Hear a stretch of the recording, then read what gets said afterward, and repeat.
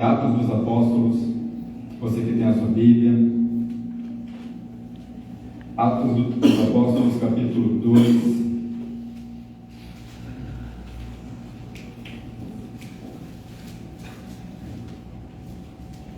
Estaremos fazendo uma sequência de leitura um tanto extensa, então eu vou ler apenas o versículo-chave.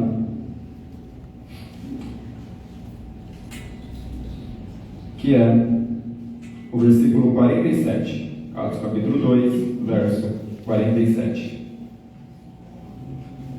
Quem não tem a Bíblia em mãos aí ou não encontrou, tem aqui no telão também. Louvando a Deus e contando com a simpatia de todo o povo, enquanto isso acrescentava-lhes o Senhor, dia a dia, os que iam sendo salvos. Podemos assentar.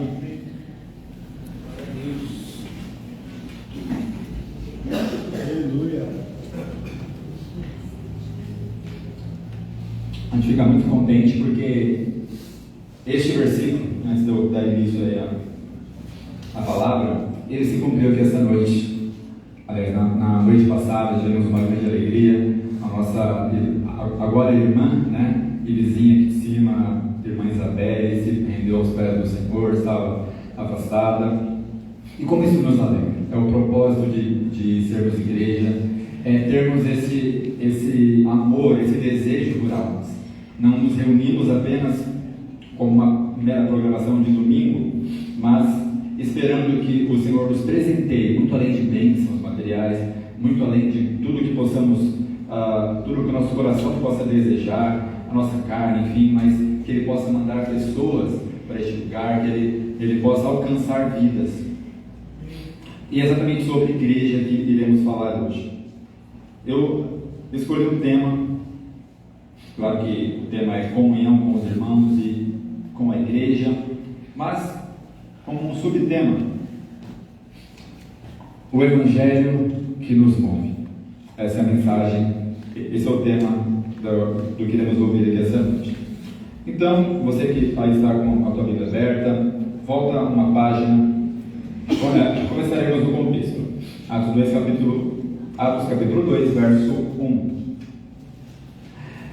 Ao cumprir-se o dia de Pentecostes, estavam todos reunidos no mesmo lugar.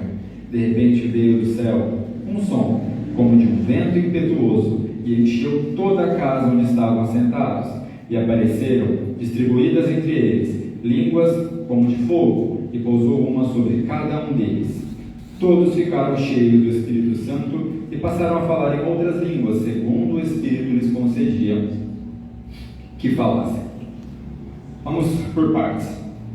A igreja estava aguardando a promessa do Senhor. A igreja primitiva estava passando por um momento de muita angústia. Eles tinham acabado de presenciar o mestre deles, o nosso mestre, sendo açoitado, sendo vilipendiado, sendo morto, sendo torturado, sendo humilhado sem causa, sendo inocente.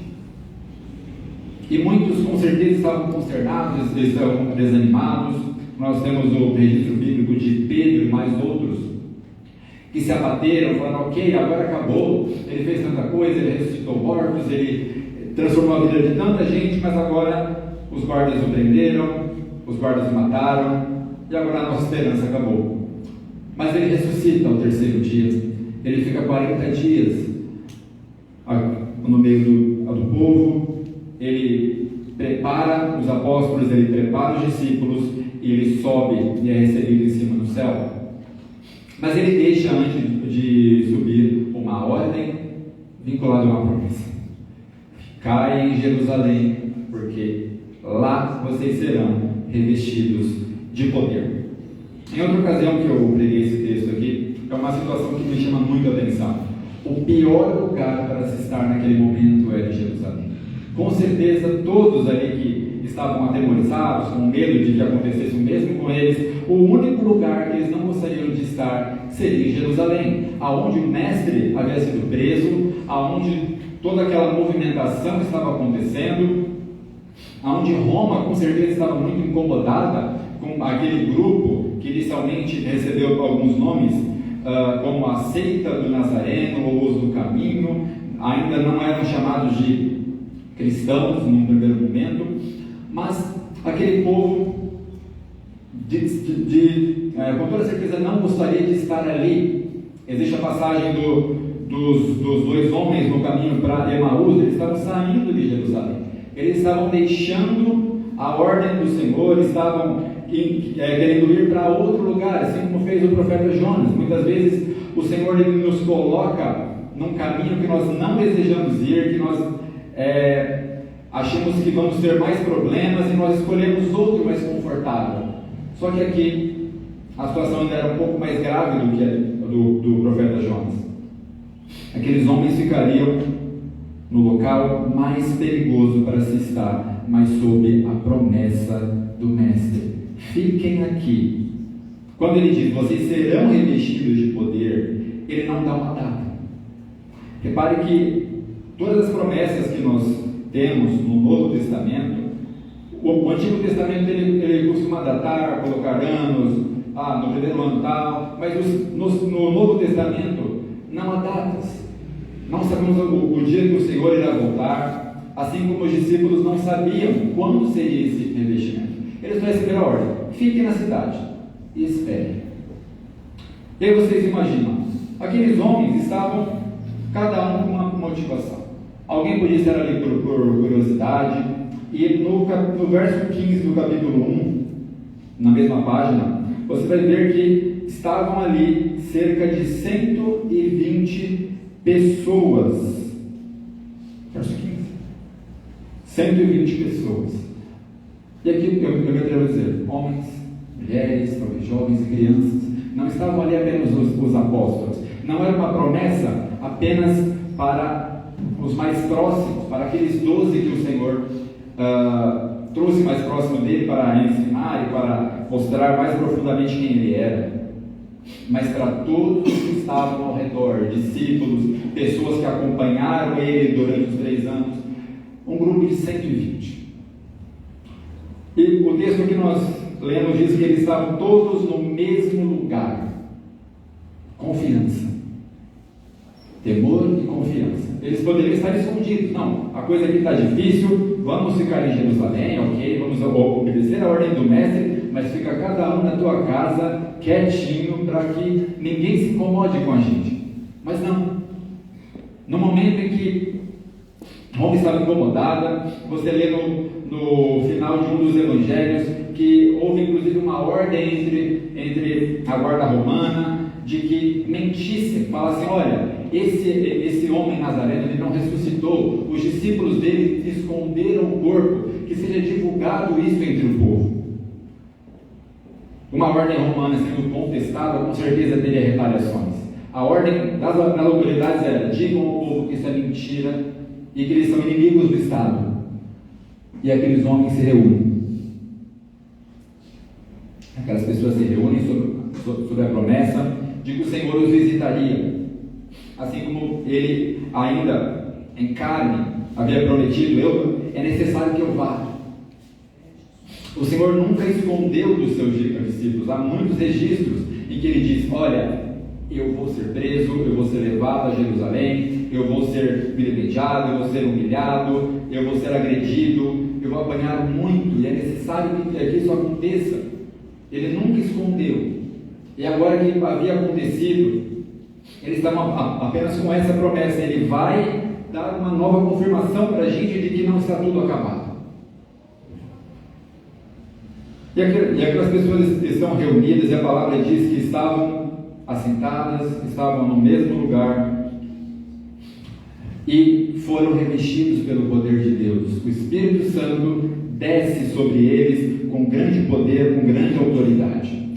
Quando nós vamos para o Antigo Testamento, a palavra diz que desde o começo do mundo, ainda quando a terra era sem forma e vazia, o Espírito pairava sobre a face das águas. A palavra vai dizer que homens de Deus eram cheios do Espírito de Deus, mas era uma interação, eu não vou dizer tímida, mas não tão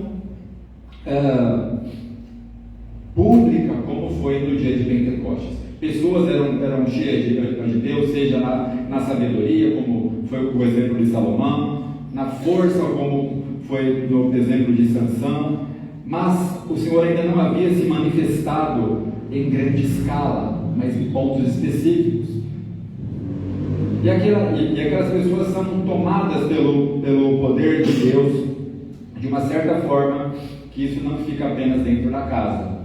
Isso segue na leitura, a partir do verso 5.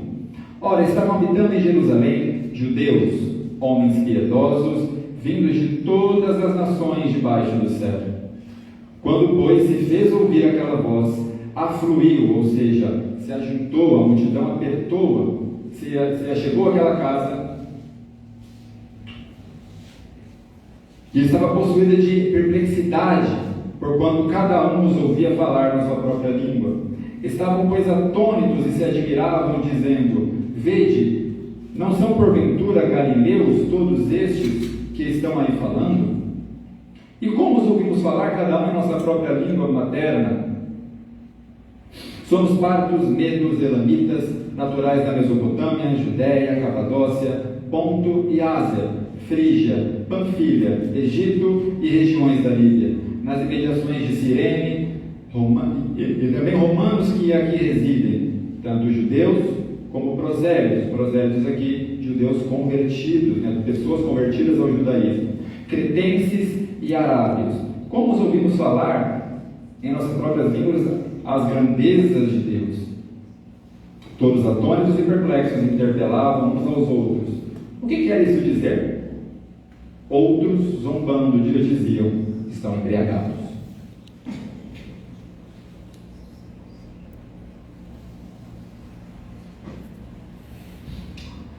Ainda nos seus 3 anos de ministério, o Senhor já dava sinais de que Ele não atenderia apenas os judeus. A mulher em Samaria, outros exemplos, como aquela mulher que pede: Senhor, mas ainda que da mesa do Senhor caiam migalhas, porque ele havia dito: não convém, dado que é dos filhos aos cachorrinhos. É uma analogia para: olha, eu vim para as ovelhas perdidas de Israel, ainda não é o tempo dos gentios. Mas aquela mulher tem uma fé tão grande que ela diz: não, mas nem que for um pouco, é a mesma fé da mulher do fluxo de sangue. Se eu apenas focar, se eu apenas relar na ponta da veste, eu serei curado. E naquela casa estavam pessoas da mesma nacionalidade, todos ali, como o texto mesmo diz, galileus, pessoas de uma região menosprezada. Todas aquelas regiões ali, além do jugo romano, além de estarem sob a forte pressão de Roma, subjugados, sem havendo que pagar pesados impostos, eles ainda eram menosprezados por nações maiores, mais poderosas, ao ponto de Natanael, quando ouve falar do Senhor, primeiramente ele diz: mas de Nazaré pode vir alguma coisa que preste de lá? Mas é assim que o Senhor faz. O Senhor não age de maneira óbvia. Todos os judeus esperavam que ele nascesse em uma família real, que ele nascesse filho de um grande sacerdote, que ele nascesse cheio de pompa, mas ele vem no meio do povo, ao ponto que ele manda dizer a João Batista, quando ele estava preso: diga a ele, quando ele pede uma confirmação, diga a ele que os cegos veem, os coxos andam, os mortos são ressuscitados, e aos pobres é anunciado o Evangelho. Aleluia. Mas não é esse Cristo que os judeus esperavam. Não era um líder que os faria olhar para dentro deles e entender o quanto estavam carentes do amor do Senhor, mas queria um líder militar. Queria uma demonstração de poder humano. E agora, na descida do Espírito Santo, o Senhor não desce com um exército como eles esperavam, mas ele para toda aquela região da cidade. Quando o Espírito Santo desce sobre aquele povo, a palavra está dizendo aqui que era uma festa, a festa do Pentecostes, também conhecida como a festa das semanas, era uma das 3 principais festas. Então vinham pessoas de todas as nações, judeus, religiosos, pessoas devotas, né, ali do judaísmo, tal qual em cidades como a da família da minha esposa, né, Bom Jesus da Lapa. Quando é um feriado católico, vem gente de todo lugar do Brasil, até mesmo de fora. Então, Jerusalém estava lotada. Hotéis, lugares onde alguém podia dormir, com certeza estava lotado. A palavra diz que pessoas de lugares até mais longínquos, fala de regiões ali próximas, mas também do Egito, mas também lá da Ásia. Então, você que conhece um pouquinho de geografia deve imaginar, caminharam por dias para chegar até a cidade. Mas repare que de maneira religiosa. Os judeus eles iam por uma questão protocolar. Ok, é a festa, temos que ir lá agradecer ao Senhor pela colheita, por tudo que o Senhor tem feito por nós. Era assim que ia acontecer a festa dos Pentecostes. Mas o Senhor tinha uma surpresa. Eles foram lá por uma festa, apenas para ir, fazer tudo o que devia ser feito e ir embora. E naquela movimentação, eram as primeiras horas da manhã. A palavra vai falar mais adiante que na terceira hora do dia, os judeus contam as horas a partir do nascer do sol, então a partir das 6 da manhã. Então, por volta de 9 da manhã, acontece a descida do Espírito Santo, com certeza todos ali levantando-se, apontando para a festa, pessoas da cidade, estrangeiros, e se ouve naquela casa 120 pessoas falando das grandezas de Deus. A primeira prova de que estamos com a nossa comunhão com Deus alinhada à vontade dele é que da nossa boca saem palavras que louvam o nome dele. Aquelas pessoas não foram tomadas do poder de Deus para falar de si mesmas, para bater no peito e dizer: soldados de Roma, fariseus, todos que estão aí fora, nós estamos aqui, nada pode nos acontecer. Não.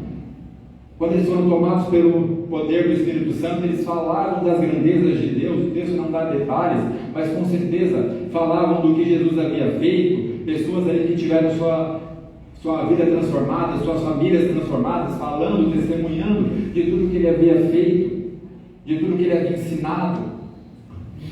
E pessoas de todas as nações que estavam passando para lá e para cá, talvez atribuladas, se apontando para. Mas o que está acontecendo? Naquele tempo, as pessoas eram identificadas por suas vestes. Quando Pedro ele é confrontado no momento da prisão do nosso mestre, algumas pessoas dizem: as tuas vestes denunciam que você é um deles, que você anda como o Nazareno que foi preso. Então as pessoas eram identificadas pela roupa. Cada nação tinha um tipo de tecido, uma maneira de se arrumar.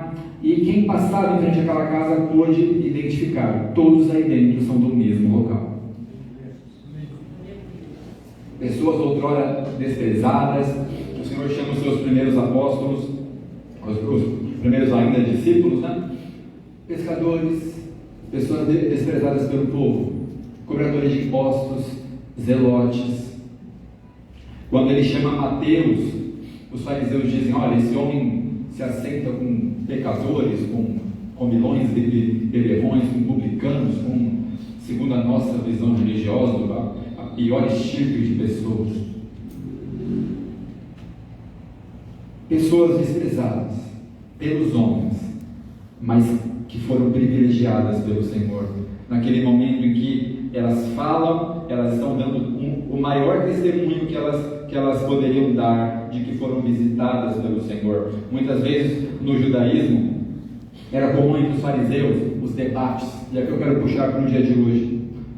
Por muitos anos nós que somos antigos de igreja, não existia transmissão online, era só aqui. Quem não vinha, perdia, não tinha a menor possibilidade de acompanhar os louvores, de ouvir a palavra. Hoje nós temos transmissão, hoje nós temos tantos meios de compartilhar a palavra do Senhor. E naquele momento foi a grande oportunidade deles. Eu citei aqui a mulher samaritana. Os povos daquela época não se conversavam em grande parte, havia grandes rixas, grandes conflitos. Tudo bem que todos estavam em comum, subjugados por Roma, mas cada nação tinha um problema com a outra. O Oriente Médio, desde que o mundo existe, é o barril de pólvora do mundo. Nações que têm ódio uma das outras, porque em algum momento do passado uma prejudicou a outra, alguém teve os seus antepassados mortos, feitos cativos, e agora Lucas, o autor de Atos, ele dá detalhes, ele cita várias e várias nações.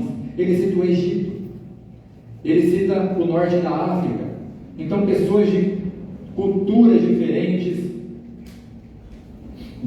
com histórias diferentes, param em frente àquela casa e ficam atônitos. E se perguntam, mas o que está acontecendo? Eles entendiam o que estavam falando, mas não entendiam o propósito, não entendiam o porquê daquilo que estava acontecendo, naquele momento e da maneira que estava acontecendo. E perguntavam uns aos outros: estariam eles embriagados? Quero crer num pequeno grupo. Aplicando novamente para os nossos dias, toda vez que a igreja do Senhor avança, toda vez em que um grupo de pessoas é abençoado com dons, recebe oportunidades, que a igreja começa a crescer, esse é o dilema de todo pastor, inclusive. Surgem os grupinhos para tentar desmerecer, descredibilizar. Mas fulano está ali, mas não era aquele que tal, mas aquela ali, mas não era essa que estava no vício, que estava na bebida. E surge aquele grupinho. E aqui eu vou ressaltar: quem estava circulando pela cidade naquela hora, no começo do dia, eram pessoas religiosas. As maiores afrontas não vêm dos de fora, muitas vezes. As afrontas que mais machucam são os mais próximos. São aqueles que nós esperaríamos uma palavra positiva, como diz no livro de Provérbios, né, que as expectativas do coração fazem até os ossos secarem, fazem com que nos entristeçamos demais, mas uma boa palavra leva o coração. E todos naquela casa eram judeus, eram pessoas que eram dali da região e escutam afrontas de pessoas que até uns tempos atrás frequentavam o templo, seguiam ainda a lei, juntamente com eles. Eram pessoas que vinham todo ano para a festa dos tabernáculos, que vinham todo ano para a festa de Pentecostes, que subiam todo ano para a Páscoa judaica. E agora eles escutam do meio de pessoas da mesma religião que eles. Estão embriagados. E aqui surge o personagem principal dentre essas pessoas: Pedro. Pedro, no verso 14, ele toma uma posição. Aquele mesmo Pedro, tido como covarde, quando a coisa apertou, aquele mesmo Pedro que, ainda andando com o mestre, ele batia no peito: Senhor, pelo Senhor eu mato e morro, eu vou do Senhor até a morte. Mato e morro. Matar, talvez ele tenta matar mal no Getsemane. Tem que ser criança para acreditar que ele mirou na orelha daquele homem. Agora morrer. Quando o Senhor fala: Pedro, convém que eu seja preso, seja morto. Senhor, não, morrer. O Senhor pode fazer muita coisa, mas escuta um conselho aqui. Quantas vezes queremos dar conselhos ao Senhor de como conduzir a nossa vida? Pedro teve a ousadia negativa, né, de tentar desviar o Senhor da cruz. Não, Senhor, não permita que isso aconteça. Ele já tinha um problema ali com a morte. Agora, quando o Senhor é preso, esse Pedro que batia no peito, que era o cara, quando alguém aponta para ele, como eu disse antes, o identifica pelas vestes. Olha, você é um deles. Não conhece esse homem. Ele sai de canto. Outra pessoa: rapaz, você estava junto com o Nazareno. Eu já falei que eu não conheço. Chega uma terceira pessoa, ele vai vendo que o burburinho aumenta. É sim, está falando que não é, mas... E ele pragueja. Eu já falei, eu não conheço, eu nunca o conheci. E como o Senhor havia prometido, o galo canta. E ele chora amargamente, porque ele percebe que ele tentou seguir o Senhor com a força do braço. Quantas vezes nos abatemos, quantas vezes acreditamos que o nosso cargo, acreditamos que quem somos, acreditamos que a obra do Senhor só vai avançar se nós estivermos em lugares específicos, em horas específicas. Quanta gente tem aquela marra de dizer, se eu não estiver lá, nada acontece. É assim que Pedro estava se sentindo por um certo tempo. Senhor, não se preocupe, eu vou com o Senhor. E ele é provado.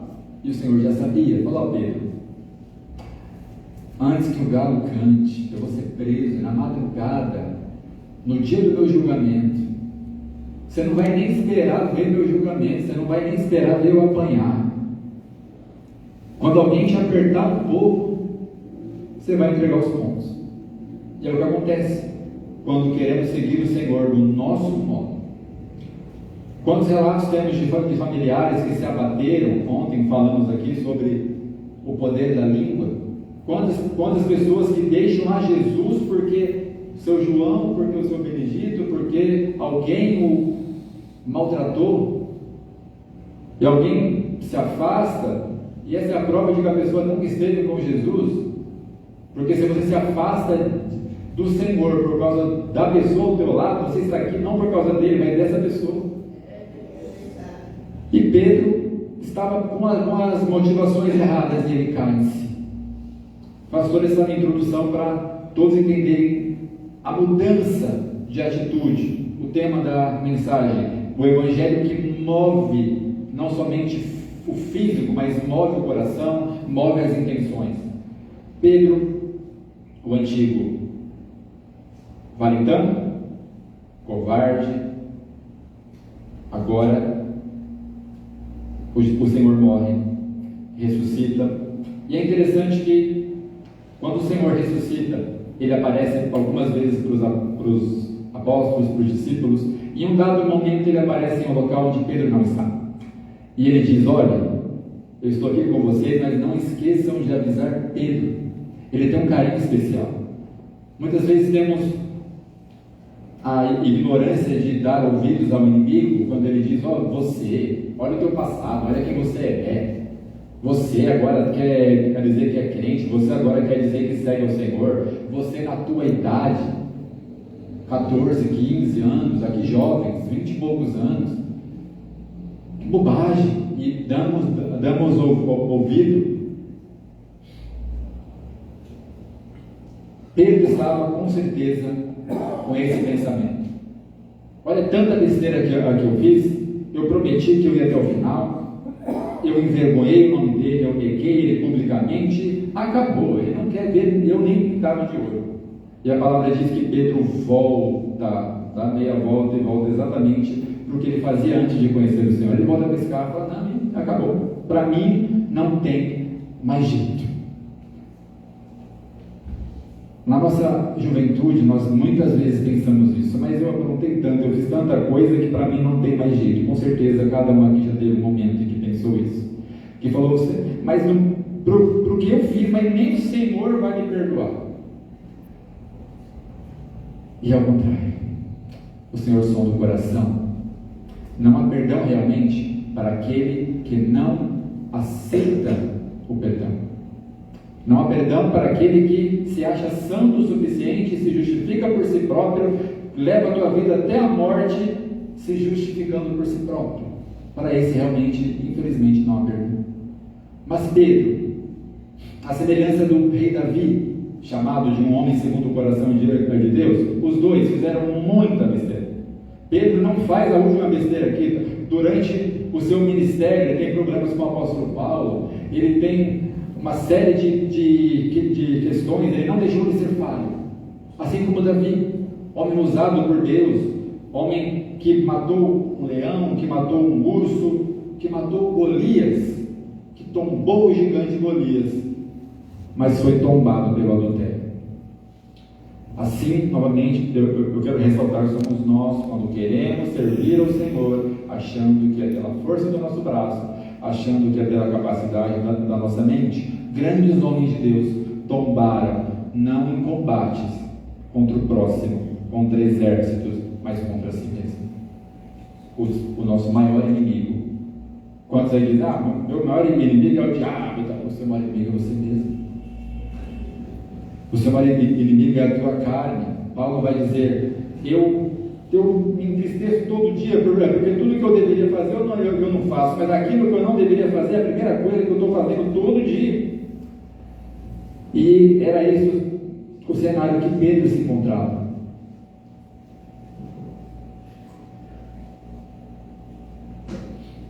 Jesus aparece mais uma vez na praia, encontra este mesmo Pedro, cabisbaixo, abatido, e ele chama Pedro para um tete a tete. Pedrão, você me ama de verdade? Pedro já deve ter ficado assim, ele vai lançar na minha cara tudo que eu fiz. Quantas vezes nos afastamos do Senhor porque achamos que Ele vai ficar lançando na nossa cara, você fez isso, você fez aquilo. O acusador é Satanás, não confunda as pessoas. Jesus poderia sim, como o Senhor fala, Pedro, mas Ele chama, vem cá.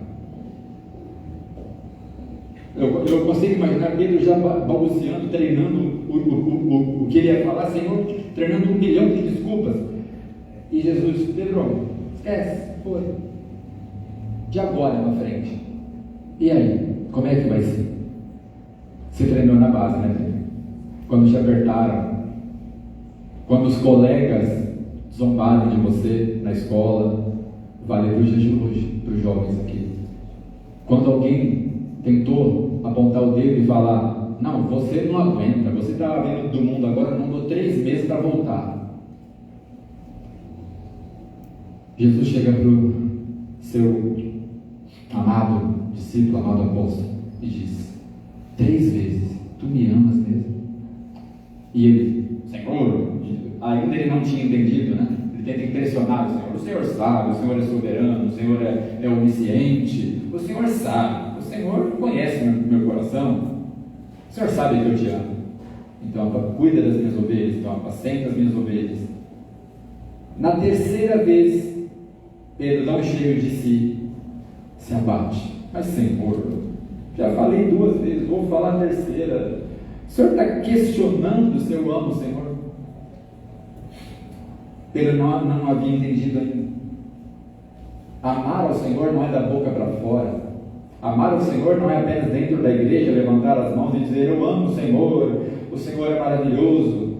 Amar o Senhor é quando tudo está dando errado e você ora e parece que a oração não passa do teto. Esse é o nosso maior desafio. Momento da nossa vida em que parece que você está orando e bate no teto e volta. Aquele momento em que você não deixa a tua esposa, teus filhos, tua família saber. Quantas noites choramos, acordamos lá com o travesseiro em sopa? Isso só o Senhor sabe. E Pedro, com certeza, naquelas últimas horas, viveu isso, um abatimento terrível. Mas o assunto de Jesus com Pedro não era sobre choro, não era sobre remorso, não era sobre ofensas, era sobre o que ele tinha para Pedro. E aí, você está arrependido? O Senhor viu o arrependimento em Pedro. A diferença de Pedro para Judas Iscariotes, você pode dizer, não tem diferença nenhuma, os dois pisaram na bola feio com o Senhor. A diferença é que a palavra vai dizer que Judas se arrependeu, mas ele não se arrependeu no sentido de eu não faria de novo. Ele teve apenas um remorso. Muitas vezes confundimos arrependimento com remorso, arrependimento com um mero medo da consequência. Pedro, quando ele pisa na bola, ele se afasta, ele vê o Senhor, a palavra vai dizer que ele se lança de qualquer jeito no mar, ele quer chegar perto do Senhor. Judas, quando ele percebe que ele fez besteira, ele tenta se consertar religiosamente. Ele vai para os fariseus, tentar devolver o dinheiro, tentar se livrar. Naquele tempo, né, tinha um dito que o dinheiro entregue em troca de uma vida inocente era um dinheiro imundo. Então ele quer se livrar do dinheiro, ele quer se livrar de uma maldição, de uma punição. Quantas vezes no nosso tempo de ignorância servimos ao Senhor e tentamos obedecer apenas por medo do inferno? Eu, por muito tempo na minha vida, eu vivi assim, e quero crer que eu não fui o único. Quantas vezes passamos épocas da nossa vida, ai Senhor, mas e se arrepende, cai, se arrepende, mas é um arrependimento superficial. Não é você se arrepender de você chorar pelo seu pecado e chorar não por medo de uma punição, mas porque você entristeceu o teu mestre, entristeceu o teu pai. Essa é a diferença de Pedro. Pedro, ele sentiu que ele machucou o Senhor. Ele não estava nem aí com o que os outros pensavam, com o que os fariseus iam pensar, com o que até mesmo as outras pessoas ali iriam pensar. Ele quer se jogar aos pés do mestre, ele quer dizer: Senhor, que bom que o Senhor está aqui. Por mais que ele está envergonhado, ele quer tentar se justificar, mas o Senhor nem dá essa oportunidade. Fala: Pedro, de agora em diante, demonstre o teu amor por mim, virando dessa página, deixando de dar ouvidos para Satanás apontar do teu passado. Olha para frente, eu tenho uma obra para você. Eu já falei algum tempo atrás que eu edificarei a minha igreja, e você fará parte desse processo aqui. Queremos deixar claro que cremos que a pedra é Jesus. Muita gente crê que sobre essa pedra, Pedro, não. A pedra, o fundamento é o nosso mestre. Pedro seria aquela pessoa que conduziria o povo ali inicialmente, uma das lideranças principais ali em Jerusalém, em regiões próximas. Então perceba o peso da responsabilidade. Pedro, ele agora recebe uma boa palavra do mestre: olha, se tu me amas, apacenta. Se tu me amas, não precisa ficar treinando aí discursos, treinando desculpas, o que eu vou falar, o que eu vou fazer. Nós devemos agir da mesma forma. O tempo que nós perdemos em tentar dar desculpas para aquele que conhece a intenção do nosso coração, para aquele que a palavra penetra até a divisão da alma e do espírito, deveríamos ocupar o nosso tempo em dizer: Senhor, eu não quero mais nem lembrar do que aconteceu no passado, eu não quero mais nem lembrar da podridão que eu vivia, mas eu quero viver 100% do Senhor. E Pedro, ele recebe essa palavra, e agora chegamos ao estágio seguinte. Ele presencia a mesma cena que na prisão do seu mestre. Algo está acontecendo, algo surpreendente, e surge um grupinho para apontar: olha quem está ali de novo, no meio dos beberrões. É você não falou que você não era um deles? E agora Pedro não nega. Pedro havia recebido uma palavra de ânimo. Pedro, naquela conversa com o seu mestre, ele sentiu que ali foi perdoado, que não estava tudo acabado. Com a ressurreição de Jesus, Pedro também tem ali uma nova esperança. Olha, se ele ressuscitou, se ele teve poder realmente para sair da cova, ele também tem poder, ele também tem amor suficiente para perdoar um traste como ele. E ele recebe aquela palavra: então apacenta as minhas ovelhas. E eu consigo imaginar o Senhor também dizendo: Pedro, a coisa vai piorar muito. Você treinou na base porque alguém te apontou o dedo, porque você correria o risco de ser preso, correria o risco de ser morto. Então, Pedro, você bate no peito, você é genioso, você diz aonde você vai, mas um dia te levarão para onde você não quer ir. Você se cinge a você mesmo, quando a palavra diz você se cinge, se vestir, mas outros tirarão as suas vestes, outros te dirão aonde ir, outros te colocarão no mesmo local de morte que eu vi. Aquele Pedro que temia a morte agora tem a certeza de que morrerá da mesma forma que seu irmão. Mas a promessa é maior na vida de Pedro. A promessa de que ele faria algo importante para honrar e glorificar o Senhor, faz ele esquecer do medo que ele tinha da morte. E agora ele toma a frente. No verso 14 diz que ele se levanta junto com os 11. Ele não se levanta sozinho. Ninguém conduz uma igreja sozinho. Ninguém conduz um grupo sozinho. Ninguém é uma ilha. E ele se levanta com uma retaguarda, com 11 pessoas ali, os outros 11 apóstolos. Judas já havia se suicidado, então Matias no lugar dele. E ele se levanta com ousadia, agora com um novo pensamento, com uma nova maneira de entender o que o Senhor tinha para a vida dele. E ele faz um longo discurso que vai do capítulo 14 do verso 14 até o verso 36, deixa para quem puder ler em casa. E ele vai usar o exemplo do profeta Joel, ele vai usar o exemplo do rei Davi, para explicar para judeus que conheciam muito bem a Torá, no nosso Antigo Testamento, para exemplificar e dizer: olha, esse Messias que vocês prenderam, que vocês crucificaram, que vocês zombaram, Deus o fez Senhor em Cristo. Esse Messias que vocês esperavam, um chefe militar, que nós sabemos que virá para enganar o mundo ainda hoje, não era esse. Esse é um farsante. Ele veio e ele faz um longo discurso, mas não era um discurso qualquer, era um discurso com autoridade. Eu citei anteriormente que os fariseus tinham um costume de debater para testar quem tinha um conhecimento maior, para alguns para se aprimorar, mas outros por arrogância mesmo.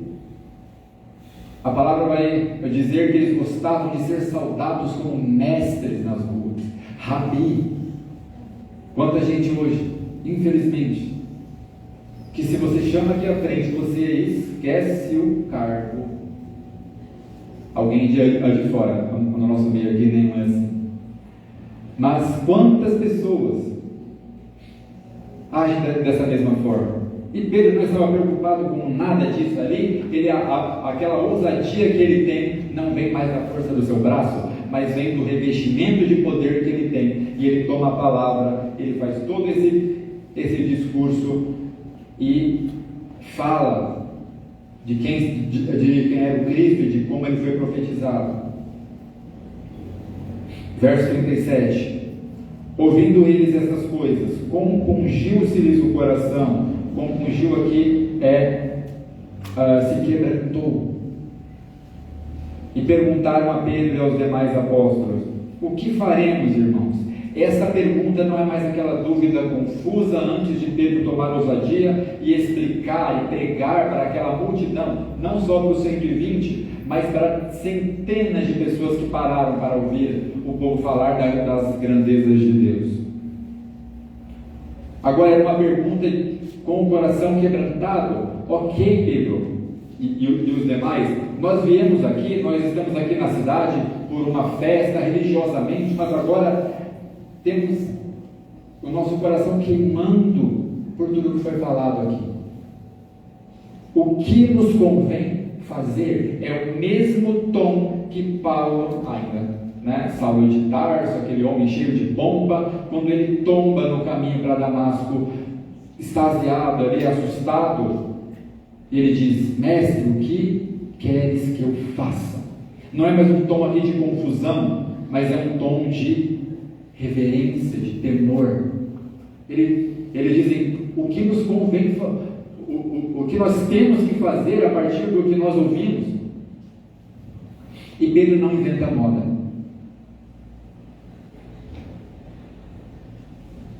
Pedro fala exatamente a mensagem que o nosso mestre começou o seu ministério: arrependei-vos.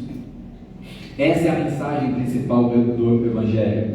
Não é você terá um carro, não é você terá uma casa, não é você não terá problemas, não. A mensagem é: arrependei-vos, porque vos é chegado o reino. E aqui ele acrescenta: arrependei-vos e cada um seja batizado em nome de Jesus Cristo para a remissão dos vossos pecados e recebereis o dom do Espírito Santo. Sim, o dom do Espírito Santo. Naquele tempo, inclusive é uma falta que ao longo do tempo a igreja cometeu. Naquela época, as pessoas faziam a confissão de fé, como vimos aqui ontem, e eram batizadas no mesmo dia. Faziam a confissão a Deus, porque a palavra diz: aquele que crer com o coração e com a boca confessar o nome do Senhor será salvo.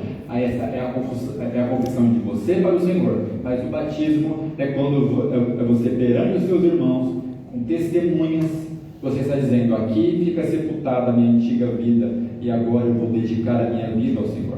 As pessoas eram batizadas no mesmo dia. E aqueles homens escutam isso. Não tem segredo de tudo o que vocês ouviram aqui. Creiam no Senhor, arrependam-se, e cada um seja batizado, e vocês receberão o Espírito Santo. Vocês serão cheios, tal qual esses 120 aqui, Pedro incluso, fomos. Pois para vós outros é a promessa. Quando ele diz aqui para vós outros, quer dizer, não é só para nós. Vocês não estão aqui como espectadores. Quantas vezes nos sentimos diminuídos? Mas tal pessoa canta tão bem, mas tal pessoa prega tão bem, mas eu tenho uma referência de oração, e a pessoa vive pelo exemplo do outro, apenas como um espectador, um admirador. Pedro aqui está dizendo: tudo isso que nessas referências, e é bom que tenhamos, que você está vendo, também é para vocês. Pessoas de todas as nações ali em volta, pessoas como estamos aqui hoje, de diferentes igrejas, pessoas que, como alguns aqui, que ainda não se renderam aos pés do Senhor. Essa promessa é para cada um aqui. O revestimento pelo Espírito Santo, você ser cheio de Deus, você caminhar no seu dia a dia e você sentir Deus em você de uma maneira mais poderosa, mais palpável até. Eu contei recentemente aqui uma experiência linda que eu tive, de andar e sentir o Senhor caminhando ali junto comigo. E aqueles homens recebem essa palavra: olha, não é só para nós, não é algo aqui para vocês assistirem e ir embora, não, é para vocês também. Esse revestimento é para vocês também, para vossos filhos e para todos os que estão ainda longe. Ele usa a expressão: os que estão ainda, os que ainda estão longe, porque temos depois, o Evangelho seria ministrado em todas as nações. É para os seus filhos, é para os que estão longe. Isto é, para todos quantos o Senhor nosso Deus chamar. É Ele que chama. É Ele que chamou Natanael, é Ele que chamou Pedro, é Ele que chamou cada um de nós. Eu creio piamente de que é o Senhor que move o nosso coração para crer nele. Muita gente diz, né? Quando eu encontrei o Senhor, não, meu amado, minha amada, você não encontrou o Senhor, o perdido era você. Foi o Senhor que te encontrou. Foi o Senhor que te encontrou atacando bomba na porta da igreja. Foi o Senhor que te encontrou fazendo tantas coisas. Foi o Senhor que te encontrou como aquela multidão vivendo religiosamente, vivendo de uma maneira que você achava que você estava agradando ao Senhor, que você achava que ao se curvar por uma imagem de barro, por uma imagem de madeira, você estava agradando ao Senhor. Na maneira que você estava, em um dado momento, Ele tem um encontro especial com você. Isso foi anunciado, mas Pedro não esconde o outro lado da história. Com muitas outras palavras, verso 40, deu testemunho e exortava, dizendo: salvai-vos desta geração perversa. Pedro aqui não está fazendo um apelo a ser santarrão. Muitas religiões ensinam que você ser santo é você se enclausurar no mosteiro, é você se fechar, não ficar longe de pecadores. Mas o nosso mestre andou no meio das piores pessoas. Porque a palavra diz que ele chama aqueles que não são para confundir os que acham que são alguma coisa. O Senhor fez ciúmes aos judeus quando Paulo de Tarso sai e diz: olha, vocês não querem ouvir, mas aquelas nações que vocês nem olham na cara servirão o Senhor. E aquele povo recebe essa palavra mais dura agora. Recebe uma promessa sim, mas também: salvai-vos dessa geração perversa. Para todos aqui é claro, mas a partir dos mais novos, cuidado com a perversidade que nós temos visto, para não nos contaminarmos. Cuidado com os influenciadores que nos servem, que você acessa. Faça uma análise. Temos agora um feriado, muitos aí não trabalham. Faça um pente fino, ninguém você segue. A palavra diz que se os nossos olhos forem luz, todo o nosso corpo será luz. Agora, como que nós seremos luz se os nossos olhos estão vendo o pior tipo de conteúdo, pessoas falando atrocidades, o tempo todo subindo ali feed de notícias, atualizações, e você vendo coisa que só te contamina. Quando o Senhor diz: se o teu olho te faz pecar, arranca, ele não está defendendo aqui mutilação, é um símbolo. Se o que você vê te faz pecar, afasta isso de você, não queira sair na mão com o pecado. A palavra diz: apartai-vos. Apartar é fugir, é dar no pé, te aparta da aparência do mal. Fuja dessa geração perversa.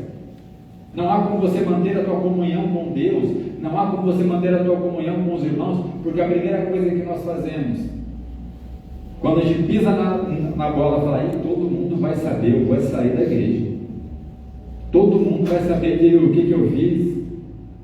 Ainda hoje com a internet, com o WhatsApp, né? Alguém viu, alguém filmou. A primeira coisa que nós fazemos é nos afastar. E aí alguém fica anos e anos achando: o Senhor está longe de mim. Mas a palavra diz que os braços dele não estão encurtados, os ouvidos não estão tapados. Ele não está fingindo que não escuta, mas ele está esperando uma atitude. Ele está esperando um despertamento do seu próprio povo. Quantas vezes nos acostumamos com essa perversidade? Quantas vezes estamos na casa do Senhor no domingo, mas na semana eu quero que fulano morra, eu não perdoo, eu não vou com a cara daquela pessoa, mas se eu pudesse eu não via nunca mais.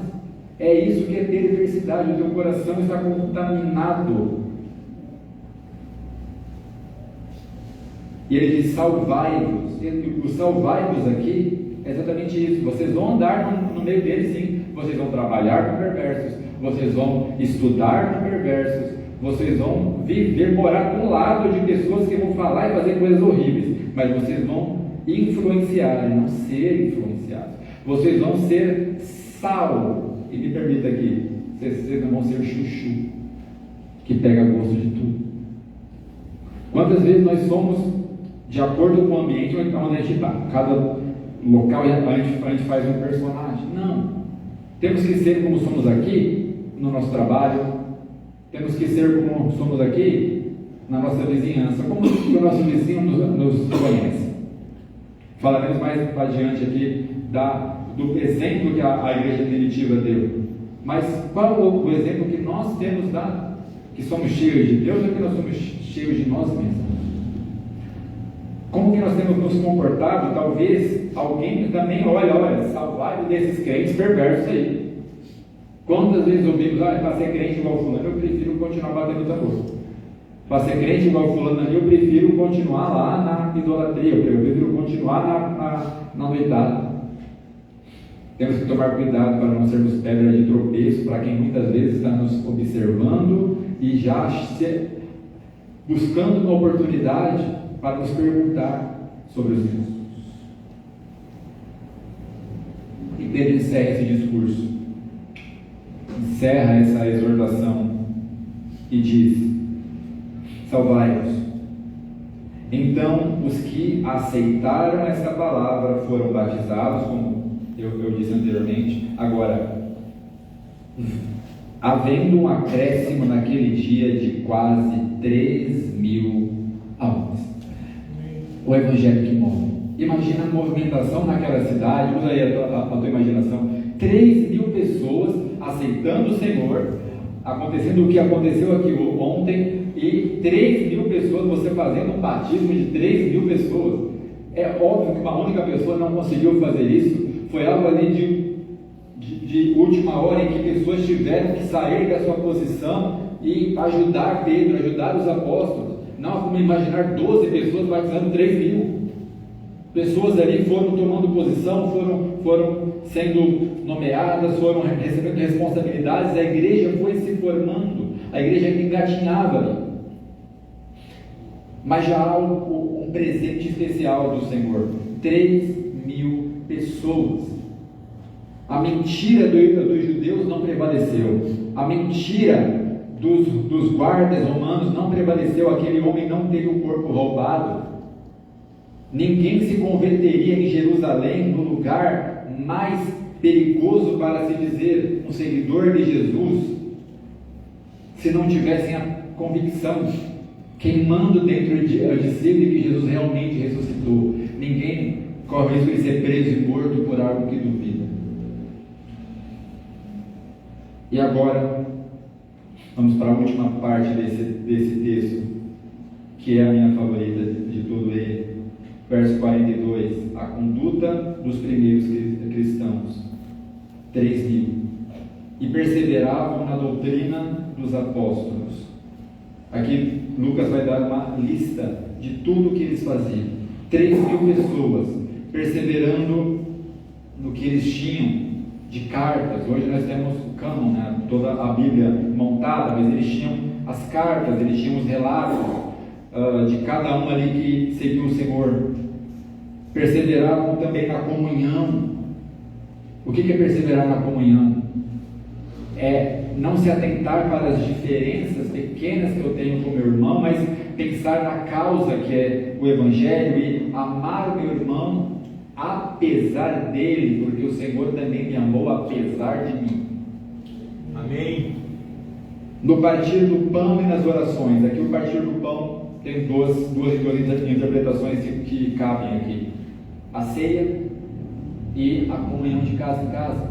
Havia o costume naquela época, que também é uma falha hoje, de que a gente muitas vezes se encontra só aqui. Aquela igreja primitiva tinha o costume de um frequentar a casa do outro e partiam o pão de casa em casa. Quer dizer o quê? Estavam frequentemente uns nas casas dos outros, testemunhando, contando o que o Senhor havia feito e pregando o Evangelho. Eu vou visitar o meu irmão, mas o pai dele não é convertido. Eu vou lá contar para ele o que o Senhor fez a minha mãe enxergar. Eu vou lá contar para ele que tal pessoa da minha família estava morta e ele levantou da sepultura. A palavra vai dizer que na ressurreição do Senhor muitos mortos levantaram das suas sepulturas e andaram pela cidade em testemunho de que algo sobrenatural havia acontecido. Então não faltaria testemunhos ali para serem dados. Em cada alma havia temor. Em cada alma havia temor. Por que nós vivemos de qualquer maneira? Por que nós fazemos as coisas para o Senhor muitas vezes de qualquer maneira? Porque nos falta temor. E muitos prodígios e sinais eram feitos por intermédio dos apóstolos. Todos que creram estavam juntos e tinham tudo em comum. Tinham tudo em comum não quer dizer que foi feita uma lavagem cerebral e pessoas, como a listagem que Lucas descreve, de vários países, agora de repente pensavam tudo igual. Não. Mas guardaram no bolso as suas questões, as suas nacionalidades, as suas razões, porque agora encontraram o real sentido da vida. Então pessoas de nações que se odiavam, agora pelo poder do Evangelho dão as mãos em prol de um propósito maior. Pessoas que muitas vezes não se conversavam, agora quando entendem o que é realmente ser igreja, isso se aplica aos dias de hoje. eu citei os debates dos fariseus. Quanta gente hoje usa o alcance da internet uma igreja para alfinetar a outra.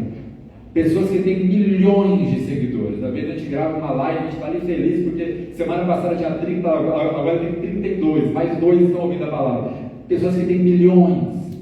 Coloca ao vivo ali, de repente o número sobe de 100 em 100 e usa o seu tempo para se dizer mais santo do que o outro. Mas não, tinham tudo em comum. Tinham o amor de Cristo em comum. Sabiam que o mesmo sangue que foi derramado por um foi derramado por outro. Que não é porque eu sou da denominação A ou da B que isso me faz melhor do que o outro. Eu era podre, imundo, devastado, mergulhado na lama do pecado, tal qual meu irmão. Mas aquele santo sangue que foi derramado por cada um de nós é que nos purifica. Não é quem eu sou, não é de onde eu venho, não é o que eu sei. Agora a coisa aperta um pouquinho. Vendiam as suas propriedades e bens, distribuindo o produto entre todos, à medida que alguém tinha necessidade. É um dito muito comum no meio da igreja, em que uma das provas de que alguém se converteu é que o membro mais difícil de se converter é o bolso. Quando você sente a necessidade do teu próximo, é uma prova de que você entende a tua necessidade quando você encontrou o Senhor. Eu não consigo acreditar que alguém realmente recebeu o amor de Deus, está na igreja, vê o sofrimento do irmão e eu vou orar por você. Não, mas eu estou precisando de uma ajuda. Fique em paz, irmão, tenha fé, eu vou orar por você, tchau. Não, você estende a mão. O vender as propriedades aqui não é ideologia, tá? Não é você, está dizendo aqui que quem se converte não pode ter mais posse, todo mundo tem que ser pobre, não. Mas pessoas que olhavam para os seus bens e falavam, olha, está me sobrando isso, eu tenho 2 quilos de arroz aqui, tem uma pessoa passando necessidade, 1 quilo eu vou entregar. Dividiam os seus bens porque sentiam a necessidade que aquele crescimento da igreja tão imediato exigia. Imagine 3.000 pessoas, eu sempre falo isso em casa. Gente, imagina 3.000 pessoas aqui na porta. O que a gente faz? Não tem cadeira para esse povo sentar. Não tem gente suficiente para colocar um líder de célula em cada. Não dá para dividir 3.000 aqui para 70, 80 pessoas. E eles se desdobravam, inclusive com os seus bens. Tudo isso prova porque foram enchidos do poder de Deus, estavam cheios de Deus. A comunhão chegava ao ponto de se desfazerem do que tinham, porque estavam cheios do Senhor. Mas era à medida que alguém tinha necessidade. Agora, como que eu sei a necessidade que o meu irmão tem? Se eu não sei nada da vida dele, se eu não sento para conversar com ele, se eu não me importo em perguntar, está tudo bem, está precisando de alguma coisa? Como que eu sei? Como que eu sei se o meu irmão está precisando de um abraço? Se eu saio da igreja antes do culto terminar, isso não é ser igreja, gente. Se eu termino a minha oração, se eu pego a minha bolsa, minha mochila, eu não quero conversa com ninguém. Não. Eles sentiam a necessidade do próximo. Diariamente perseveravam unânimes no templo. O Gui falou isso na abertura hoje aqui. Quem é cheio do amor de Deus não vai se conformar em ser um desigrejado. Amém? Não vai dizer a igreja sou eu. Não vai dizer o lema da bandeira nacional do desviado, que é o Senhor conhece o meu coração. Ele vai querer estar aqui no meio. Recentemente eu vi uma frase que eu gostei bastante. Como você crê em um evangelho que vai te levar para o céu, se esse mesmo evangelho não te leva para a igreja para estar em comunhão com os seus irmãos? Como é que você vai ser levado a um patamar fora da terra? Como é que você crê num poder tão grande, mas que esse poder não dá o primeiro passo? Você não quer estar junto com aqueles que também foram alcançados pelo Mestre. Perseveravam unânimes no templo, partiam o pão de casa em casa e tomavam suas refeições com alegria e singeleza de coração. Singeleza de coração. O rico e o não tão rico. A pessoa de uma nação mais poderosa e da nação que o dedo era apontado. O egípcio, que na época era a pompa, e o nazareno. E aqui o 47. Louvando a Deus e contando com a simpatia de todo o povo. Talvez aí na tua tradução, e caindo na graça de todo o povo. O que é cair na graça ou contando com a simpatia? Uma igreja que é acessível. Você que está aqui, não estamos apenas aqui como CCBL, mas como muitos irmãos aqui juntos. Se a tua igreja fechar amanhã ou for para outro local, que impacto isso terá no bairro, em redor? Quando diz que caiu na graça de todo o povo, contava com a simpatia de todo o povo, a igreja, a vizinhança ali sabia que aquela igreja estava ali e tinha acesso, eram convidados, havia evangelismo, havia tantas situações. E agora o resultado: o Senhor acrescentava dia a dia os que iam sendo salvos. O Senhor acrescentava. A verdade, a gente faz um esforço tremendo, a gente convida. Quantas pessoas que nós já convidamos 50 vezes para estar aqui e nunca nem responder a nossa mensagem, mas está lá, vai ser com as 2 setinhas azuis, nunca responder. Será que esse esforço, não é porque não estamos fazendo o básico? Se estamos cheios de Deus e agindo segundo essa lista aqui, Ele começa a enviar as pessoas. Ele está dando pequenos sinais aqui dentro. Pessoas estão chegando uma a uma. O que devemos fazer então? Bom, estava chegando uma a uma. Aqui eles estavam cheios de Deus. Chegou 3.000. Então o que eu tenho que fazer? Senhor, eu quero estar mais cheio.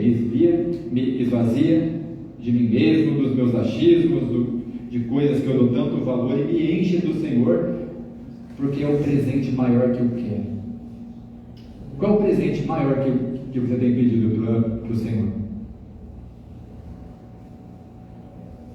Eu me pego muitas vezes entristecido por ver meu irmão, meu pai, tantas pessoas que estão na igreja, lá um pecar, ou não querem saber. E nós sabemos do dia que virá, e que será de muita alegria para nós, mas de grande tristeza para quem ficar. O nosso maior presente que nós devemos pedir para o Senhor é almas. Somos, infelizmente, hoje uma igreja acomodada, sonolenta. Nos acomodamos com o conforto. Esse povo aqui primitivo não tinha igreja, gente. Você deve imaginar, mais 3.000 pessoas, era de casa em casa, era um pouquinho em cada canto. Eles não tinham um local onde eles, temos uma nova crença aqui, então, Roma, podemos reunir aqui, subterrâneo. E o Senhor ia acrescentando, já tinha 3.000, chegava mais 100, mais 300, mais 300, e todos iam sendo salvos, iam sendo batizados, e o reino avançava. Como anda a nossa comunhão com Deus e com nossos irmãos?